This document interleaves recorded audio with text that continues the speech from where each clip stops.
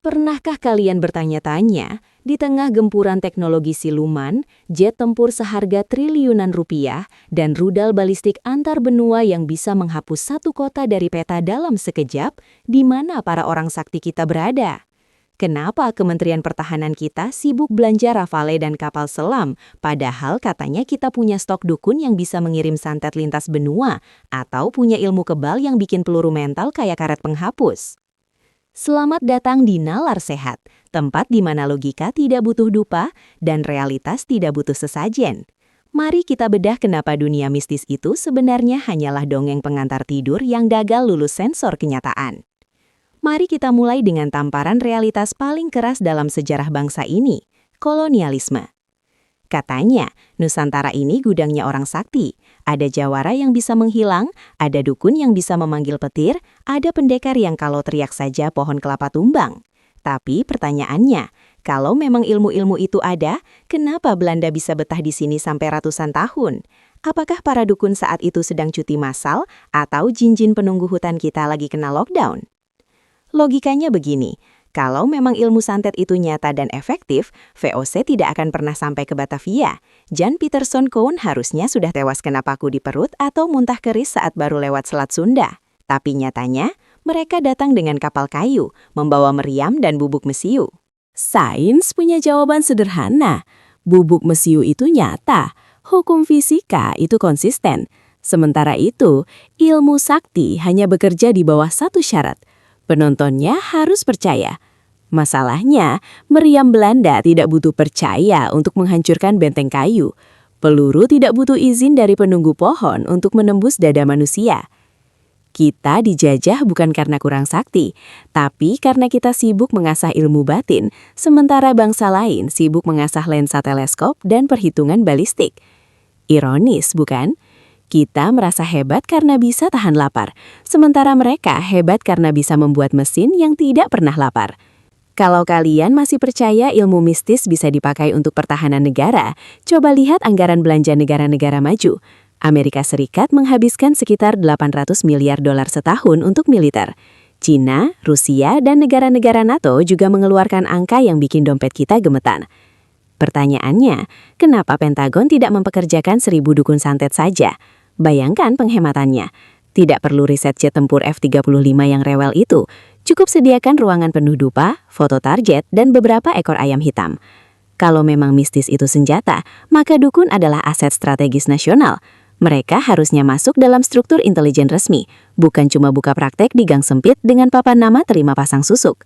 Faktanya, tidak ada satupun negara di dunia ini yang mendaftarkan divisi santet dalam kekuatan militernya. Kenapa? Karena di dunia nyata, keandalan atau reliability adalah segalanya. Sains itu andal. Kalau kamu tekan tombol rudal, rudal itu terbang. Kalau kamu pakai ilmu mistis, hasilnya lebih tidak pasti daripada ramalan cuaca. Negara tidak mau mempertaruhkan kedaulatannya pada sesuatu yang keberhasilannya bergantung pada mood jin atau keikhlasan batin. Sekarang kita bahas favorit semua orang, ilmu kebal. Kita sering melihat atraksi di panggung atau media sosial. Orang dibacok parang tidak mempan, atau digergaji mesin tapi kulitnya tetap mulus. Luar biasa ya, hampir seperti pahlawan super. Tapi coba perhatikan polanya. Atraksi ini selalu dilakukan dengan senjata milik sendiri, teknik tebasan tertentu, mengiris bukan memotong tegak lurus, lingkungan yang terkontrol. Pernahkah kalian melihat praktisi ilmu kebal ini berdiri dengan gagah di depan senapan serbu AK-47 yang diisi peluru tajam kaliber 7,62 mm? Tidak pernah. Kenapa? Karena kalsium di tulang manusia dan jaringan kulit kita tetaplah karbon dan air. Hukum fisika tentang tekanan dan gaya, P sama dengan F per A, tidak peduli seberapa banyak kamu komat-kamit. Logika sederhana. Jika ilmu kebal itu benar-benar ada secara biologis, maka ilmu kedokteran bedah tidak akan pernah bisa dilakukan pada orang tersebut. Dokter bedah akan frustrasi karena pisau skalpelnya mental terus.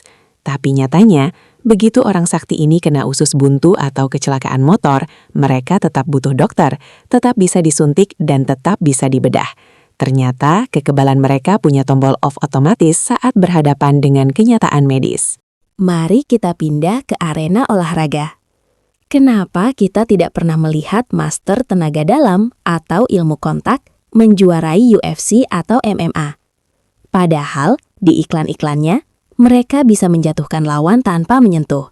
Cukup dengan gerakan tangan seperti mengusir lalat, lawan terpental jungkir balik seolah-olah ditabrak truk hantu. Di ring MMA, tidak ada naskah. Tidak ada murid yang pura-pura jatuh karena takut durhaka pada gurunya. Yang ada hanyalah keringat, otot, dan teknik gravitasi. Setiap kali master tenaga dalam mencoba menantang petarung sungguhan, hasilnya selalu sama, komedi tragis. Mereka biasanya berakhir dengan wajah lebam, karena ternyata tenaga dalam tidak bisa menahan jab kiri yang datang dengan kecepatan 10 meter per detik. Kenapa ilmu ini tidak bekerja di ring? Karena ilmu itu tidak pernah ada. Yang ada hanyalah sugesti massal dan dinamika kelompok. Murid-murid jatuh karena mereka merasa harus jatuh, atau secara bawah sadar mengikuti permainan gurunya. Di depan orang asing yang ingin menghantam rahangmu, sugesti itu hilang, digantikan oleh hukum Newton yang sangat tidak ramah. Ini mungkin bagian yang paling sensitif, tapi mari kita bicara jujur. Dalam sejarah, banyak pemimpin spiritual atau tokoh yang dianggap keramat dan memiliki perlindungan langit, ternyata tetap tidak berdaya di depan moncong senjata api. Peluru tidak memiliki agama, proyektil logam yang melesat melampaui kecepatan suara tidak punya waktu untuk memeriksa apakah targetnya punya karomah atau tidak. Begitu peluru itu mengenai sasaran, ia hanya menjalankan tugas fisika, mentransfer energi kinetik secara masif ke jaringan tubuh. Logika sains menjelaskan bahwa tubuh manusia adalah sistem biologis yang rapuh. Organ vital kita membutuhkan aliran darah dan oksigen yang konstan. Ketika sebutir peluru menghancurkan aorta atau menembus tengkorak, sistem itu berhenti. Tidak peduli seberapa suci atau saktinya seseorang, biokimia tubuhnya sama dengan manusia lainnya. Mengharapkan doa atau kekuatan batin untuk menghentikan laju peluru adalah seperti mengharapkan puisi untuk menghentikan kereta api yang sedang melaju. Indah dalam imajinasi, tapi berantakan dalam prakteknya. Jika semua ini omong kosong, kenapa masih banyak orang percaya? Jawabannya sederhana, ego dan pelarian. Sangat menyenangkan untuk percaya bahwa kita punya kekuatan rahasia yang tidak dimiliki bangsa lain. Ini adalah mekanisme pertahanan psikologis bagi bangsa atau individu yang merasa tertinggal secara teknologi dan ekonomi. Biarlah mereka punya iPhone, yang penting kita punya santet. Ini adalah hiburan bagi mereka yang malas belajar sains, tapi ingin merasa kuat. Perihal mistis memberikan jalan pintas. Belajar fisika itu sulit, butuh bertahun-tahun. Belajar jadi sakti, katanya cuma butuh puasa tertentu atau mahar sekian juta rupiah. Manusia secara alami menyukai jalan pintas, meskipun jalan itu menuju ke jurang kebodahan. Dunia ini sudah cukup menakjubkan, tanpa perlu ditambah-tambah dengan cerita dukun sakti yang sebenarnya cuma tukang sulap kelas tari. Mau terbang? Jangan cari karpet ajaib, cari tiket pesawat. Itu adalah keajaiban aerodinamika. Mau bicara jarak jauh? Jangan pakai telepati yang sering miskom, pakai internet. Itu keajaiban gelombang elektromagnetik. Mau menang perang? Jangan cari keris berdiri, cari pendidikan, teknologi, dan strategi yang matang. Sains tidak butuh kamu percaya agar ia bekerja. Kamu boleh sangat tidak percaya pada gravitasi, tapi kalau kamu lompat dari gedung, kamu tetap akan jatuh. Itulah hebatnya realitas. Jadi, lain kali ada yang bilang kita bisa menjaga kedaulatan negara dengan bantuan jin, sarankan mereka untuk berhenti menonton film fiksi dan mulailah membaca buku sejarah atau jurnal teknik. Karena pada akhirnya, peradaban dibangun dengan akal budi, bukan dengan asap kemenyan. Kalau tadi kita bahas secara makro, sekarang kita bedah mikronya. Mari kita lihat keajaiban yang sering bikin orang melongo. Padahal jawabannya ada di buku pelajaran SMP yang mungkin dulu kita pakai buat bungkus gorengan. Kalian pasti pernah lihat video tabib yang memasukkan tangan ke perut pasien, menarik keluar gumpalan darah dan daging hitam, katanya tumor atau santet, lalu simsalabim. Kulit si pasien mulus lagi tanpa jahitan. Hebat? Tidak, itu namanya sleight of hand, kecepatan tangan. Si tabib menyembunyikan darah ayam dan jeroan ayam di dalam kepalan tangan atau di bawah meja. Saat menusuk perut, dia hanya melipat kulit perut pasien agar terlihat robek, lalu mengeluarkan penyakit tadi. Logika sains. Kalau itu benar-benar operasi, di mana prosedur aseptiknya? Kenapa tidak ada infeksi?